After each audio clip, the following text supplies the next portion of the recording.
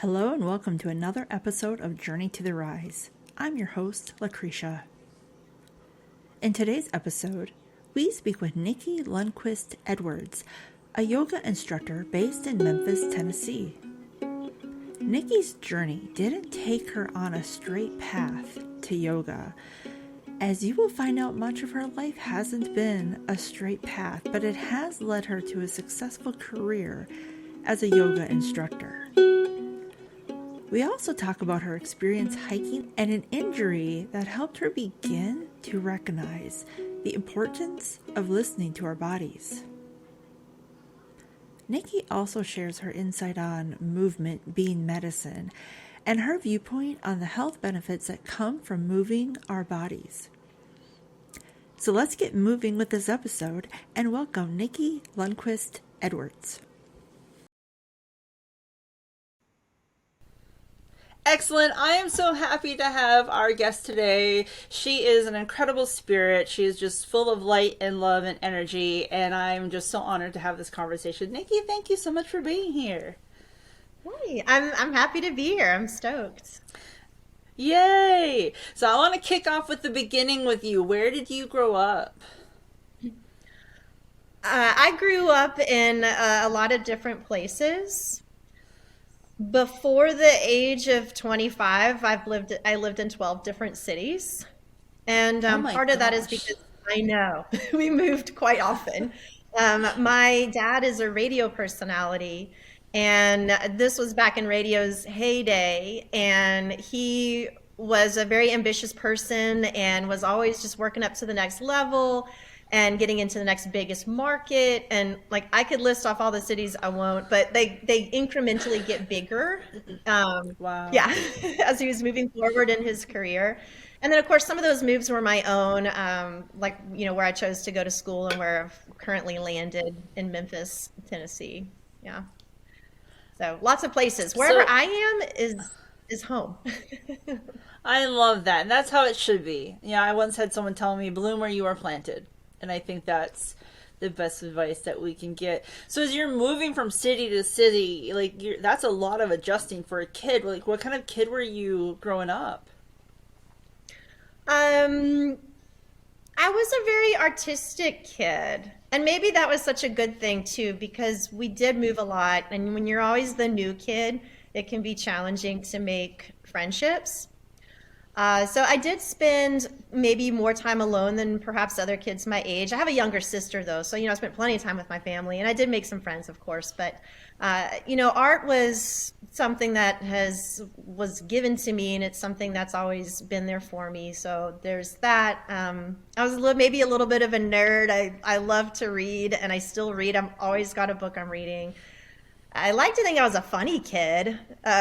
One of my ambitions actually was to be a stand-up comedian. I'm not even joking. That was like one of my dream jobs. I'm obviously not doing that. That's amazing.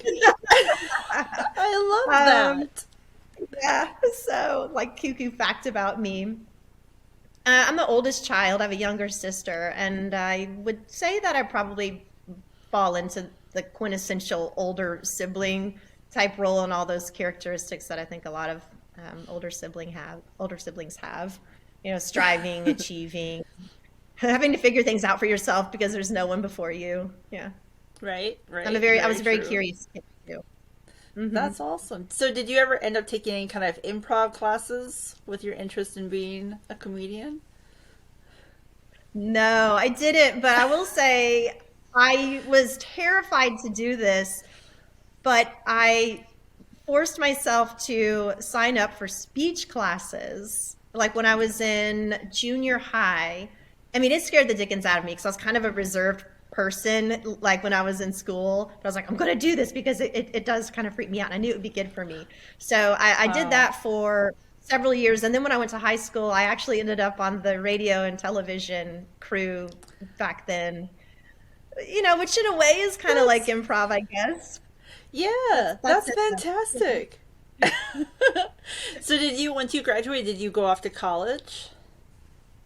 I did. I went to the University of Missouri in Columbia. Okay. What made you want to choose that university?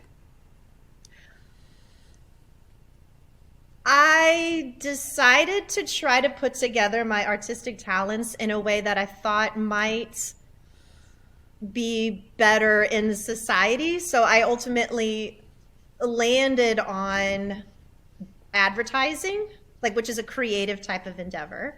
I mean, looking back on it, I'm like, nah, I should have just stuck, done the thing. But you feel all these societal pressures of like, oh, you got to do this. So I was like, oh, okay. Well, it turns out that the University of Missouri, I don't know if it still is today, but it was the #1 journalism school in America at the time. And a lot of people told me to go Wow. check it out because advertising is through the journalism school. And so I went there and was accepted. Absolutely loved the campus and all of the people there. They were so ridiculously friendly. Like I felt like at home there, actually. So that's Nice. what drove me to go there was for that programming and then just seeing the place and feeling like I belonged. Oh, I love that. That's fantastic. So once you graduated college, like, what did you do? Like, where did you end up living? Did you stay close to the university or did you branch outward? I bounced around a little bit. I ended up in Washington, D.C. for some time, maybe a year or a little less than a year. I had a boyfriend, you see, and so he had moved there. He graduated a semester. And so I stayed there for a little while, and then I guess I had one of those like early 20s like crises. Like, what am I? I don't even know who I am, and what am I doing? And at the same time, my mom was needing some assistance, and so I ended up leaving there and moving in with her in San Antonio.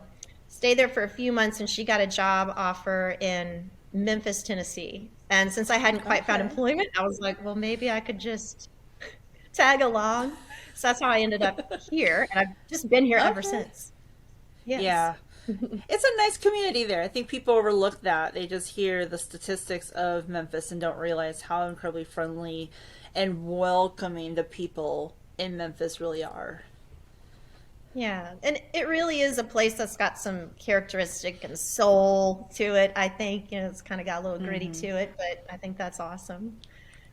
And Yeah, I think the grit is what makes the people, though. When you really get down to brass tacks, that's what makes them so humble and nice, is that grit. So when yeah, you're in completely. Memphis, a lot of people may not know this, but you ended up getting into belly dancing. Did you always have an I interest did. in dance? No, I wouldn't say I always had an interest in dance, but I've always had an interest in artistic and creative expressions and like avenues for that. When I moved to Memphis, that was shortly thereafter is when I started going to belly dancing. I found a random flyer and I was like, well, that sounds fascinating. And I hadn't made any friends yet, and I was wanting to meet some new people. And I like to do things off the beaten path. If there's something that's just way too popular, I'm like, I don't know. Could it possibly be that good? Maybe it is. I don't know. But then there was this belly dance thing. I'm like, wow, that's okay. What is this? And I wanted to move my body, meet some people, and do something kind of different. It just like ticked all the things. So I signed up. I went to my first class, and had a great time. I kept going back. Yeah. Yeah. That's awesome. And then eventually you went from belly dancing into yoga. Like, what was that transition? Like, how did you connect those two? Belly dance for me was one of the first times that I really began to reconnect my mind and body together, if that makes sense. Mm-hmm. Because I think a lot of times we get disconnected from who we are in our bodies, and doing these fascinating movements in belly dance just really started to awaken some stuff within me that I was like, well, this is okay.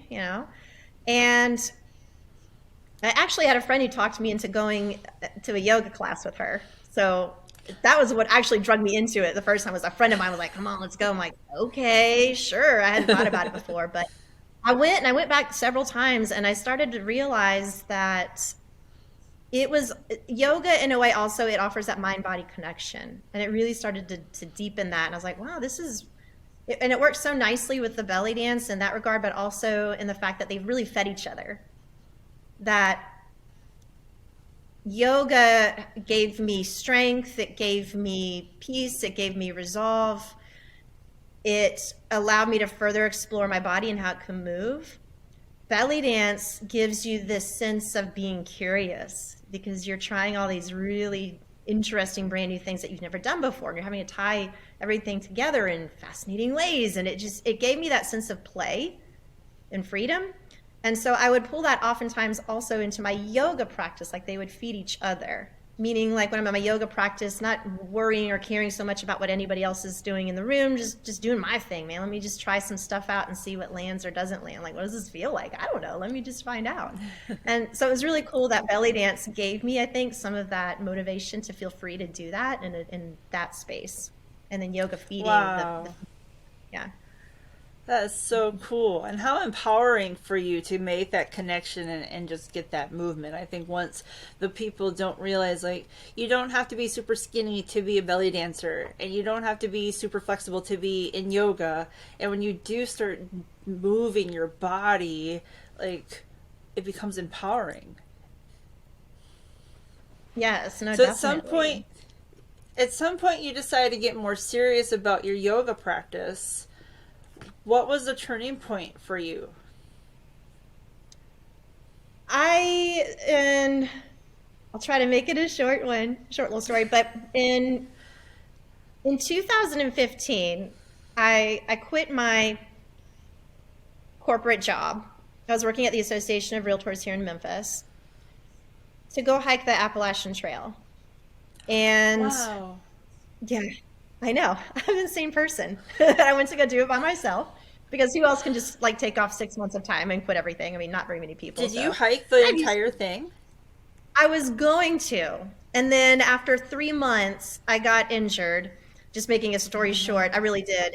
And spent some time grappling with that and ultimately was like, I think it's time for me to go home. I don't want to go home. But like my body and just my mind was like, no, honey, this is where you're going. You're going to go back home for a little while. So I was out there for 3 months and I got half of it through, which is a little over 1,000 miles. And so I got the other Wow. half.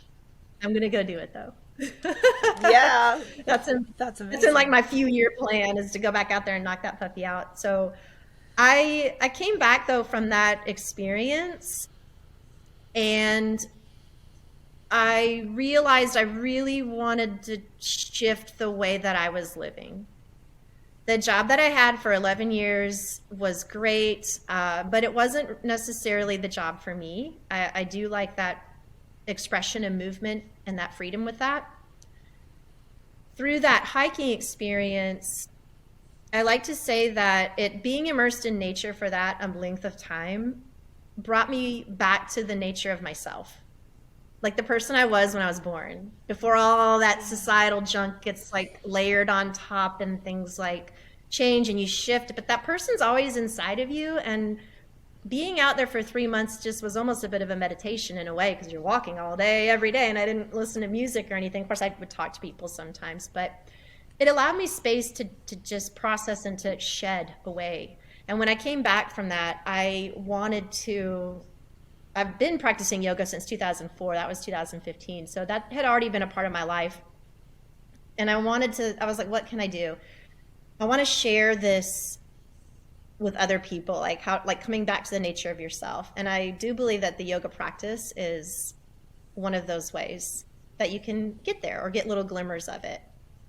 And so I went through my yoga teacher training and I was like, this is what I'm going to do. It's kind of nuts, but this is what I'm doing. I'm going to go teach yoga. That's a long Wow. story, Eh, but that's how I like came to that no. route. And I had the time, fortunately, Yeah, because I'd saved up a bunch of money because I was going to be gone for 6 months, right? So I'd saved up a lot so I could afford to go do that. So I had a little time to kind of think about what I wanted to do and to register and actually do the training to go through that process and be a teacher. that's Hmm. amazing. I love that. And I love that you're willing to listen to your body when you're on the trail instead of pushing yourself to a point where it could have been a lot worse. You respected yourself enough to say, no, I need to retreat. We'll get back to this later. Yeah. Well, I'm not going to lie. Maybe I resisted it a little bit before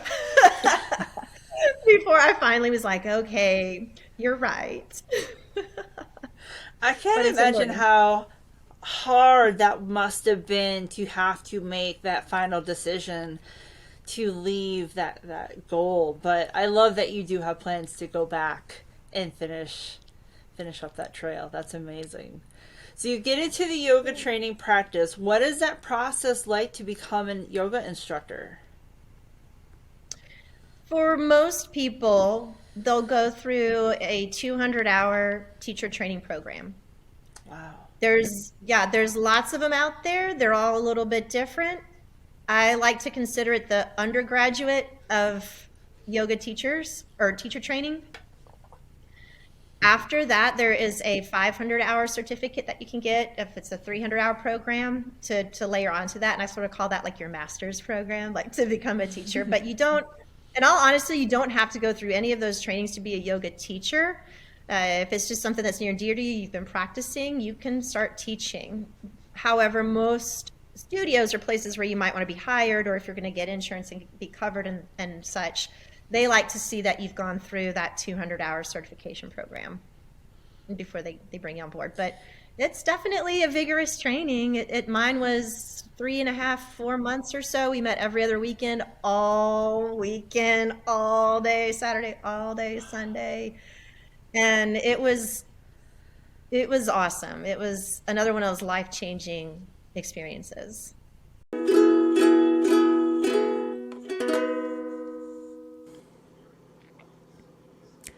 We're going to take a quick break, and when we come back, we'll have more from our guest Nicci as she shares what is possible when we become intentional with.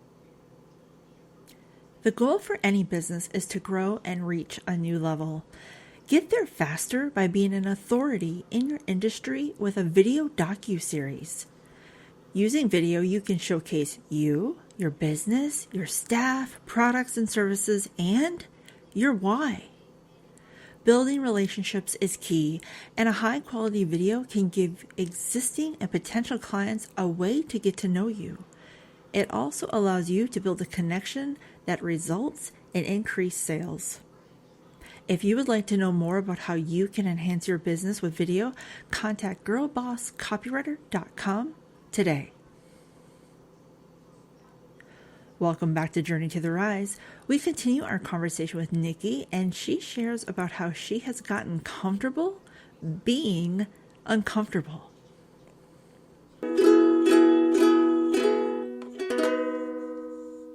That's amazing. Mm-hmm. So you go through those hours, and that's intense. Like, that's a lot. That shows a lot of dedication. And I know for me personally, I'd rather know that my instructor is certified. So I appreciate the effort and time that you put into that. So what's the next step? Like, you get done with this program. What was next for you? Did you go off teaching? Like, did you find students? Did you start with a studio? I decided to start with some studios. Through my belly dance business that I ran for a little while before that, I decided I didn't want to, at least at that time, be the boss of all the things and be like the marketer, the website builder, the this, the that, the whatever, and the person who teaches. It was a lot. So with yoga, I'm just going to show up, so I went to studios, and the studio where I actually did my training, they hired me first, and I just slowly started adding on some other studios. So I don't have my own studio. I don't do online classes currently. I'm an in-person yoga teacher. I teach at 5 places currently. That's amazing. Mm-hmm. Oh my gosh. That's enough to keep anybody very busy. It is. And how long have you been a yoga instructor? Since 2017, the end of 2017. Mm-hmm. Okay. So with those many different studios, does it become exhausting to keep up with instructing the classes, your own yoga practice, managing a personal life? Like, how do you keep up with it all? It does sometimes get a little exhausting because I do spend a lot of my day being physically active. And if I'm not being physically active, I'm sitting in my car, like driving from one place to another. Or sometimes I have to kill time at a coffee shop. I'll sit there for an hour before I go teach again. And I also manage a lot of space. I manage space for people. There's a lot to teaching yoga. It's not necessarily just move your body. It's being there to facilitate an openness for people to show up with whatever it is that they might be feeling or whatever it is that they have going on. And so there's a level of empathy and vulnerability, I believe, like on the part of being a teacher, that you put out there so that you can really be with your people in the room. And I love doing that. It's a beautiful experience. It can also be draining though, because you've got your own stuff going on, your own energy and whatnot. To mitigate all of this, I'm a really big proponent of taking the time to take care of yourself. Every single morning, it doesn't matter what time I need to leave my house to be somewhere, I wake up and I give myself 2 full hours before I have to go to do my little rituals, to do my routines, to have my alone time. I go for a walk every single day. I don't care if it's raining, it's shining, it's cold, or it's hot. I'll go out there. And I hand do my coffee. It's like a very manual process, but it helps me feel very connected to being present. I also will, like if I notice I'm feeling just, like I might take some time to just sit and meditate for a little while. Maybe it's 5 minutes, maybe it's 10 minutes, maybe it's 20. I try to do that a few times a week at least. And to just pause and be mindful and observant to what I'm feeling in my body and recognizing when I do in fact need rest, which is a very worthy and valid thing to do. And I think a lot of us beat ourselves up over taking rest, but it's very much been an ally for me. And spending time outside. Yeah, I think not enough people. You can't beat spending time outside. I agree. I was actually just talking with a friend of mine, and he was expressing to me how he went to bed. And it was like a couple days. He finally had like 2 days off. He went to bed, slept for 12 hours, got up for 2 hours, slept for another 4 hours, got up for 4 hours, and then went and slept again. He's like, I don't know what's happening. And I said, you have deprived yourself of sleep off and on for like a year. Maybe your body just needs to rest. And so I love that you say that, because I think so often we do beat ourselves up like, oh, I can go without sleep, oh, I can push this off and not get sleep, and then that depletes us where we can't fully function. So I love that you speak about the importance of rest. For sure. So along with your yoga, don't you also design and make jewelry? I do. I haven't been as into it on my own the last couple of years. However, I do work with a local jewelry designer. Her name is Myrna Halpern, and she makes beautiful things. I'm wearing one of our little things today. I forgot.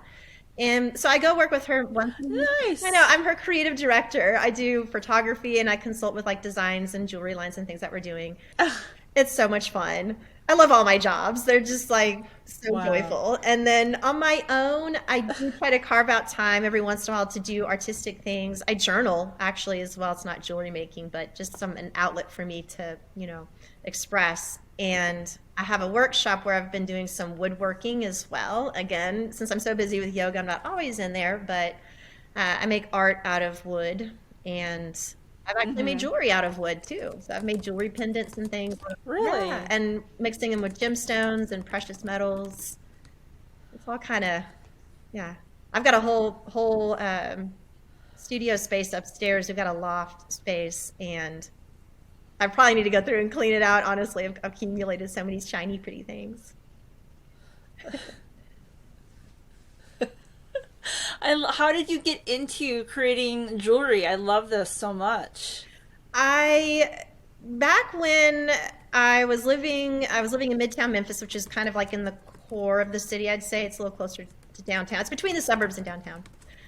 I had a home, and I realized that I was spending too much of my time coming home and watching TV. So I called the cable company. I was like, I'm out. I just unhooked everything. I was like, let's just try and experiment. What happens if I don't have television? Like I had 3 channels, like a PBS and like 2 ones. But what happened as a result of that, like I had time. Like you realize, wow, I really actually do have quite a bit of time to do things. And not make excuses. There's plenty of time. And so I started to get into jewelry. I don't know what motivated or prompted me to actually get on, but I just went to like Michael's or somewhere and bought some things and set up a little table and just started tinkering around because I had time. I wasn't spending my time watching television.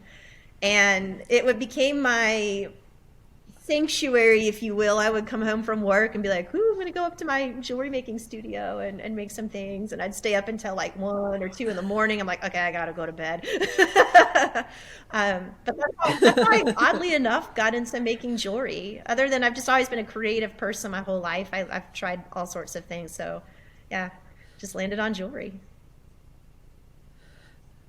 I love it. What pieces is there certain pieces you enjoy making over others? At first, I really enjoyed making earrings. I think there's something really fun about just having something, these chandeliers, something dangling off of your ears. This is something so pretty about that. These days, I'm more into necklaces, and I think it's because as a yoga practitioner, it's hard to have things on your ears unless they're little studs, but it's easy to wear a short necklace. And so I've been doing some hand knotting lately.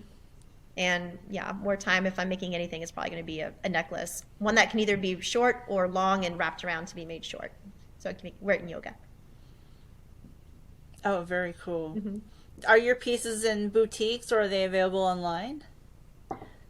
Not currently. Not currently. There's actually a few places in town though that are on my list of to-dos to go by because I do have some inventory that I've had sitting around, and I really should do something with that and just to see if they, would make a good fit in their shops or their boutiques. And for a little while, I did actually have my artwork featured at a boutique shop that was in Midtown in my old neighborhood where I had lived and where I taught belly dance also in that same building.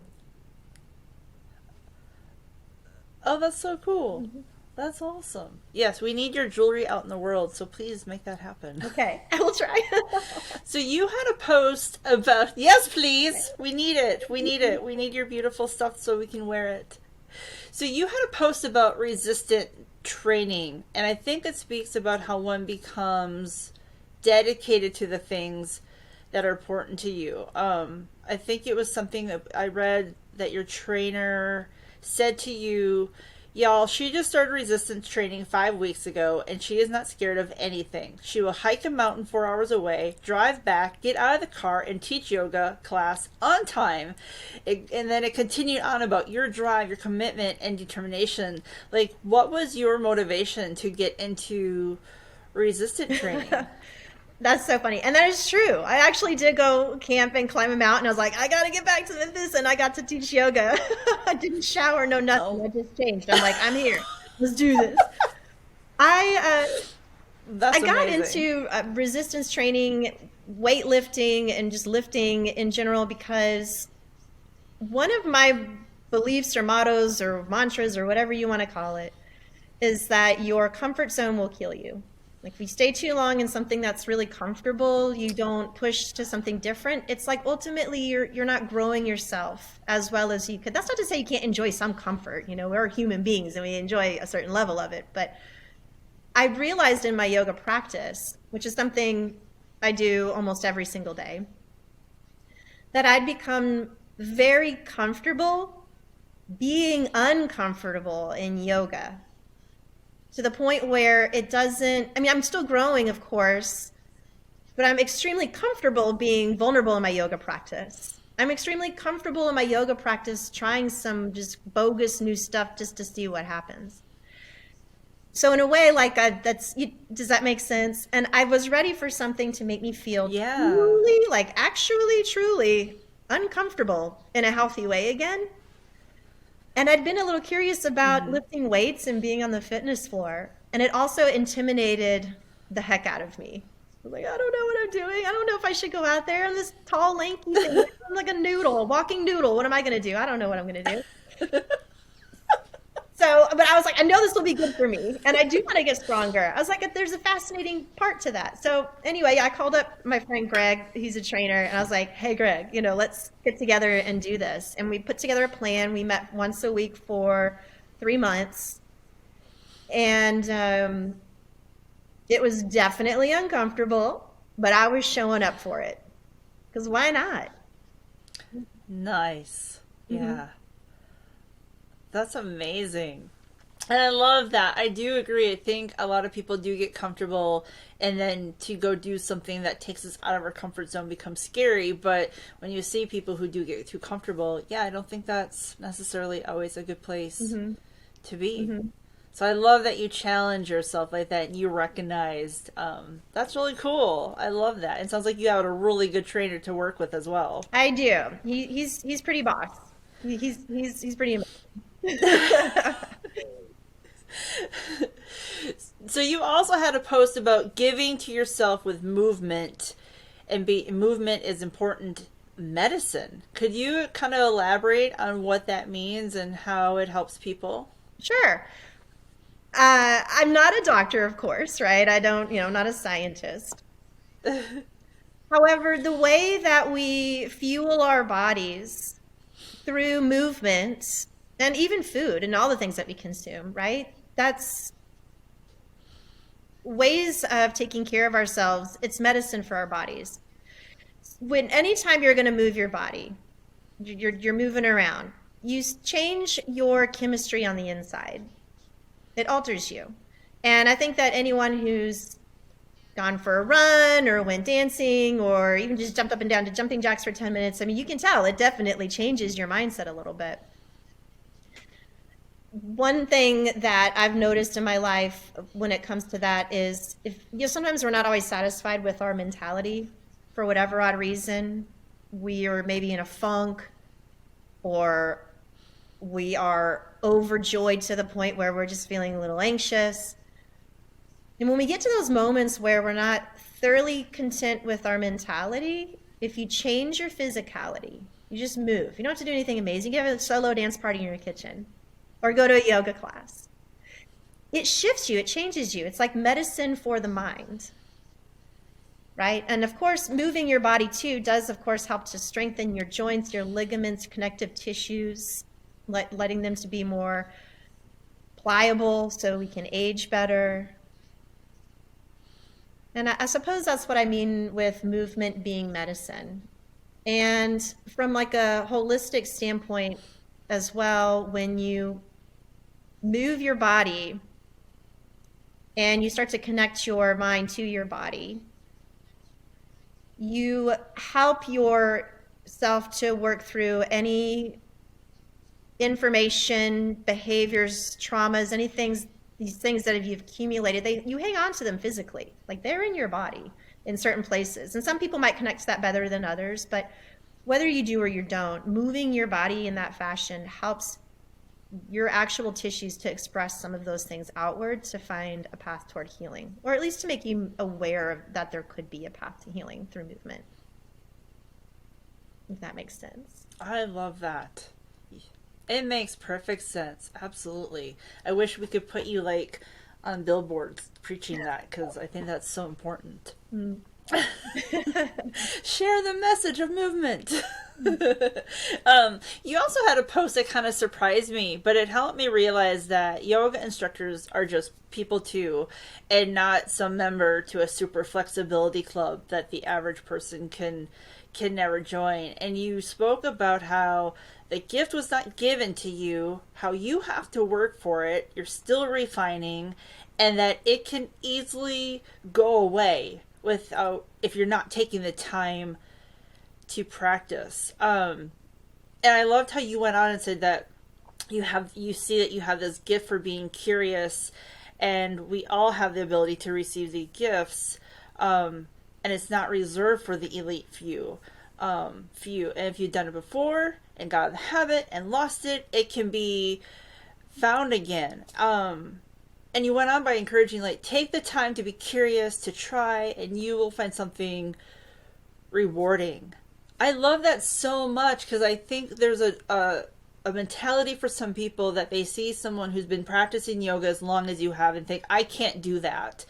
But if they were to just try, maybe they couldn't be as flexible as you are, but they could find out how flexible they could be. Yeah, absolutely. It's accessible for every body, like human body.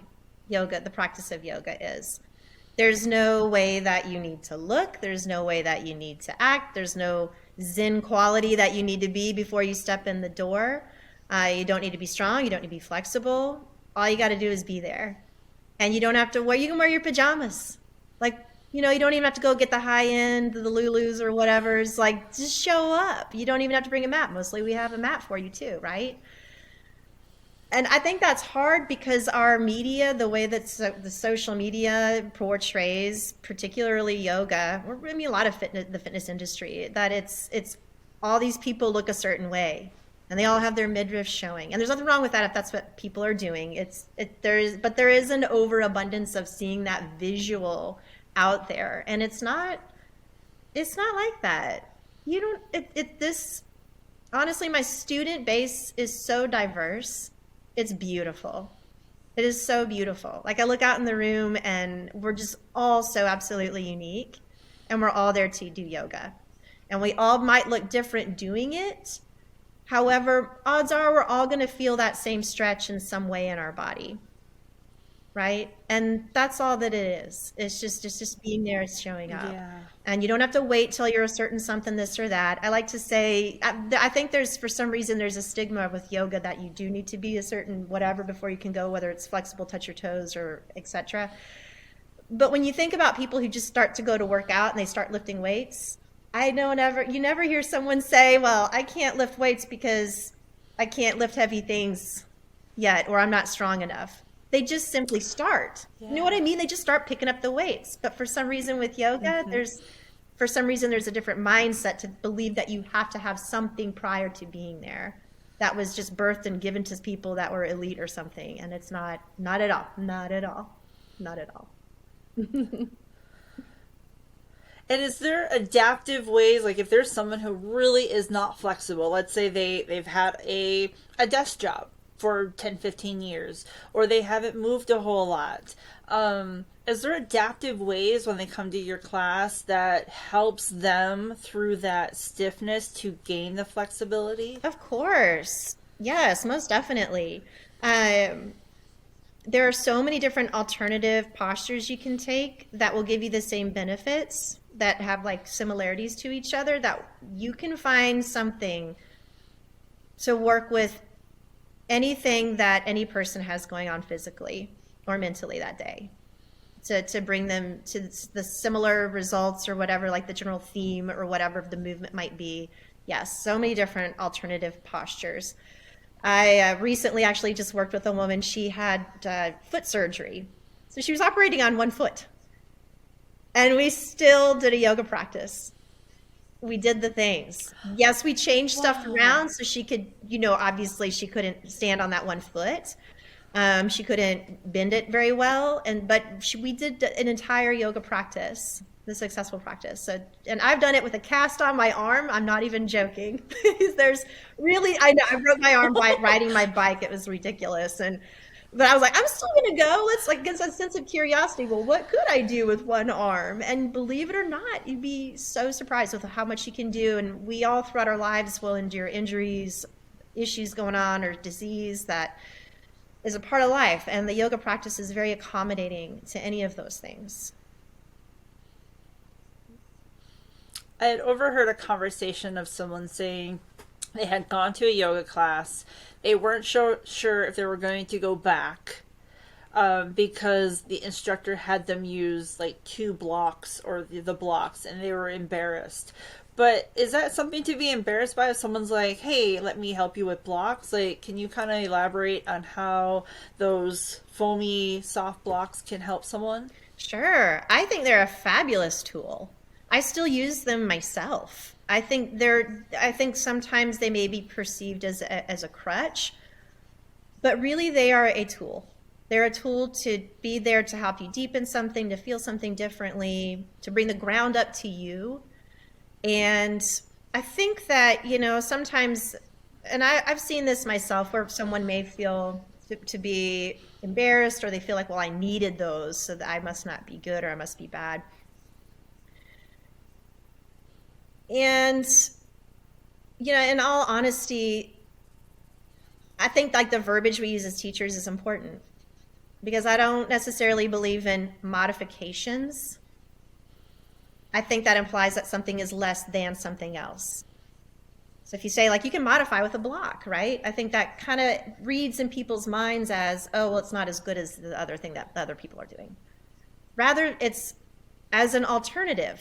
I like to say it's an alternative because it's still going to be hard work. You're still going to feel the stretch, whatever. It's an alternative way of doing this particular thing that we're doing. And yes, you use that block. It's great. It's awesome. You know, like to make it, present it in that fashion rather than, yeah, in the other way is what I found to be useful. Mm-hmm. Yeah. I love that. So blocks are our friends. Yes. Love the blocks. I love Praise for the blocks. Right. Do you feel finding, like, setting your intentions, whether it's for your day or for your yoga practice, like, what do you have a perspective on setting intentions? I think they can be helpful, and I've used them off and on in my life. I do better with the ones that might be an intention for the day rather than a long-term intention for, like, the year. I'm just way too open-minded and blah, blah, like, things come and go, and then I just shift gears. So, like, mentally, that is. Something I'll share, though, that I did have a very powerful, speaking of intentions, that had a powerful effect on me was when I did decide to quit my job and I was going to go hike the Appalachian Trail, which is a massive, massive change in my life. I mean, seriously, I sold my home and lots of things to go and do that.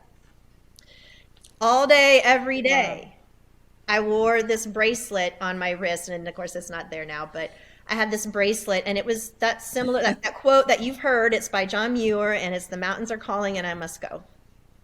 And it was hammered into some brass, and I wore it all day. I never took it off for a year.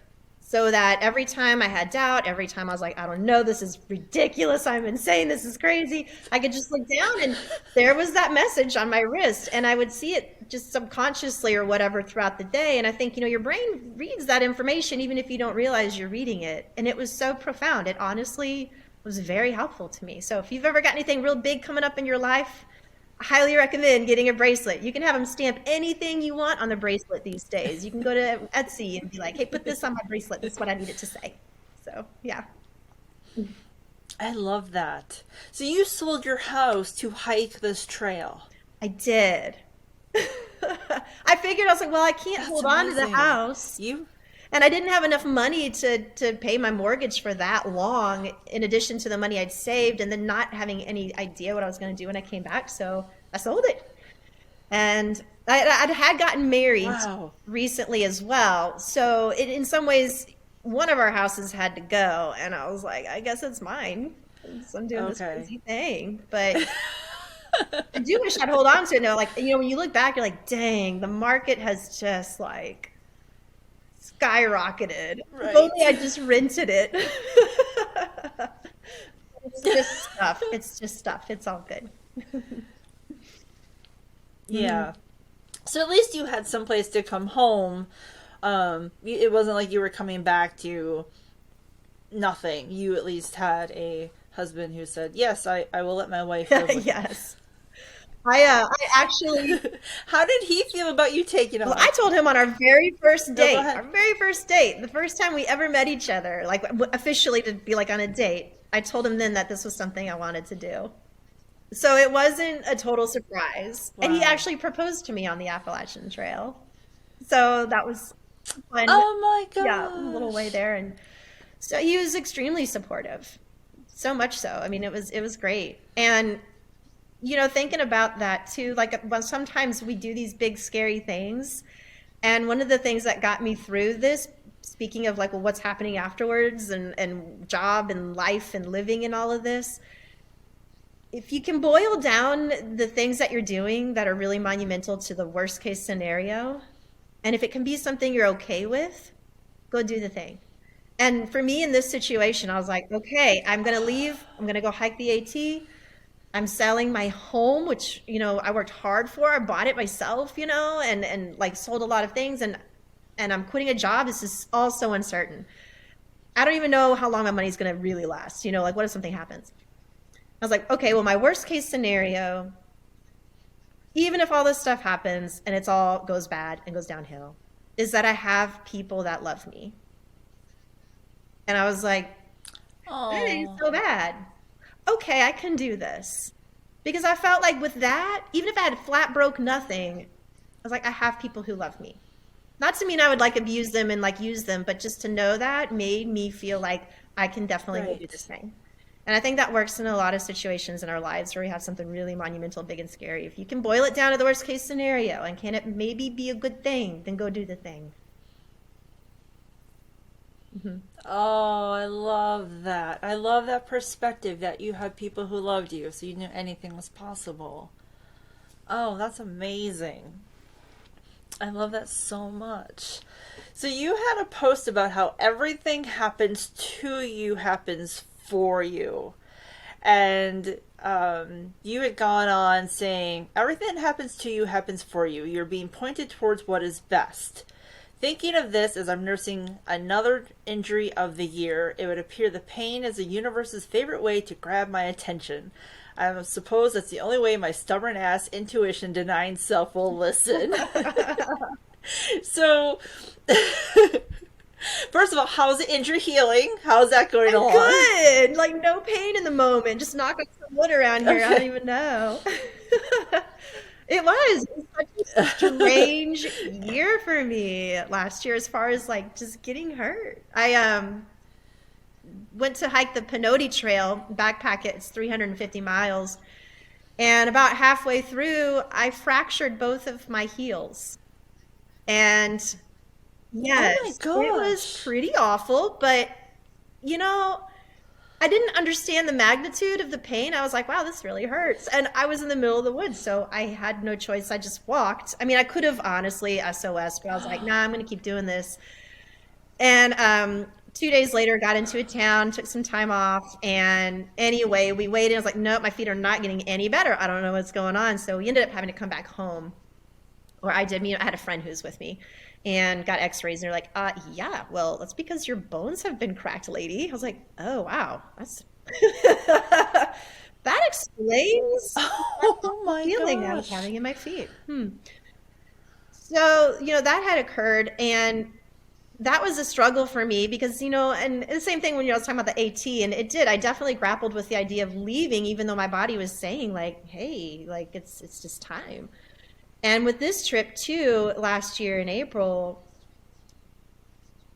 there was some mild resistance at the front end, like that stubbornness of thinking, well, maybe it's not, so bad, or maybe, oh, maybe it'll go away. And but then you just start to settle in with, okay, well, this is it. This is acceptance. This is going on.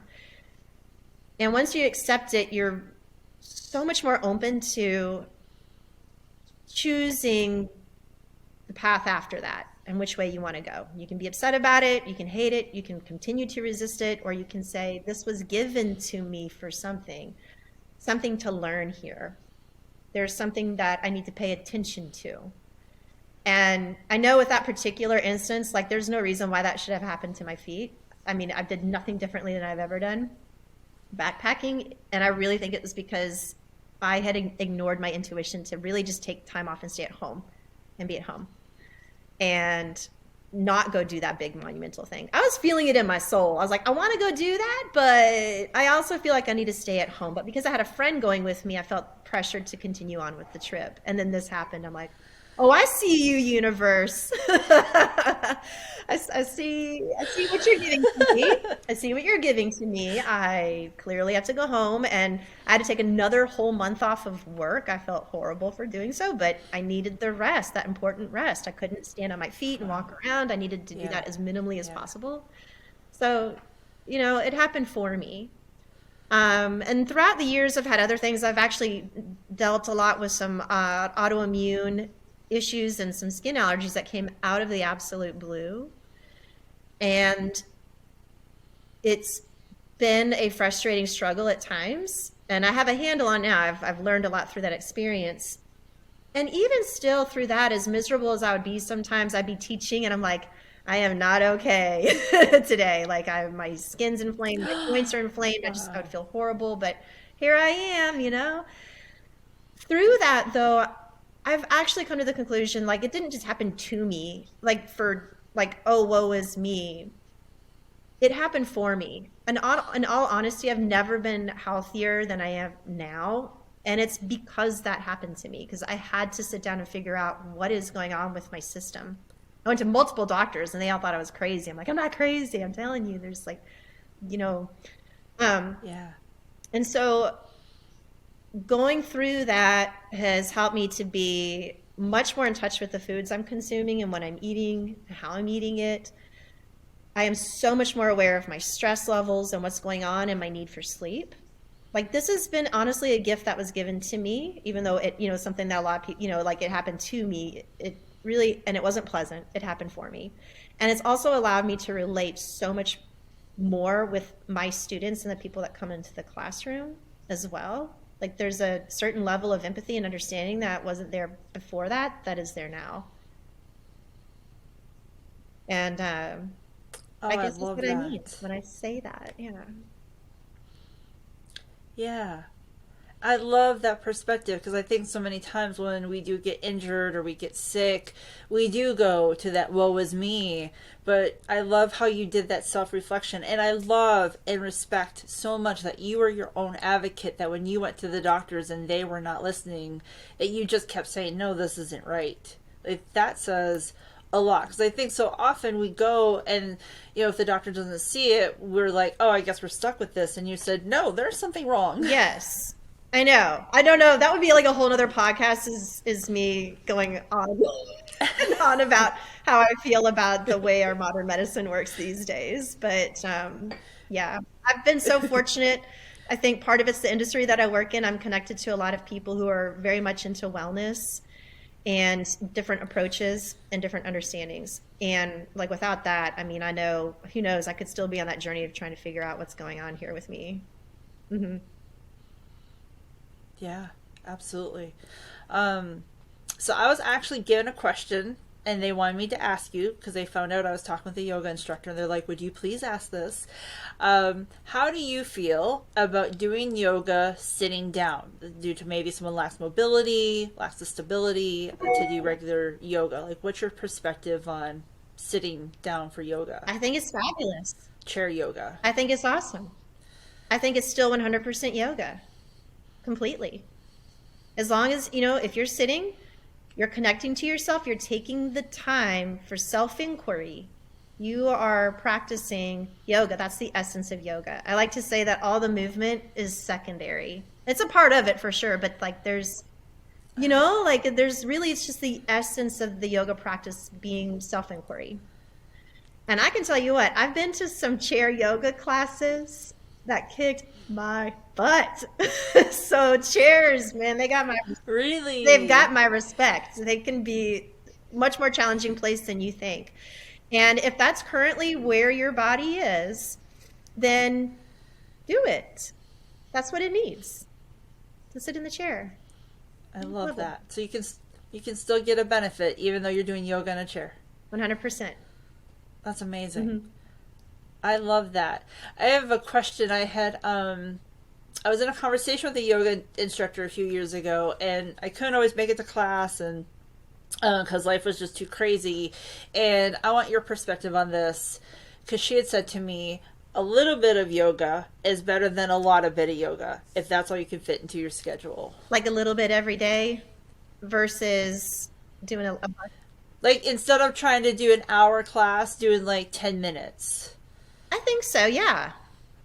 I try to practice every day personally, and I can tell you it's not always an hour, but I'm like, man, I got 20 minutes. Let me do 20 minutes of something. I've got 10 minutes. Let me do 10 minutes of something.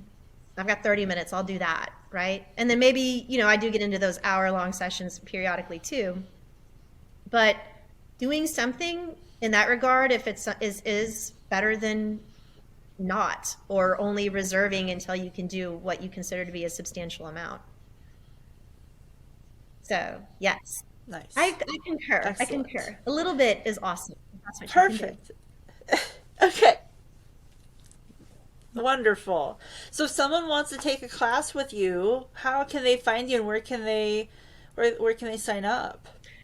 I have a new website that I just put out, and I should have checked it for glitches before I got on here, but I didn't. But that's okay. I'll check it when I'm done. But it's called The Mat and Pack.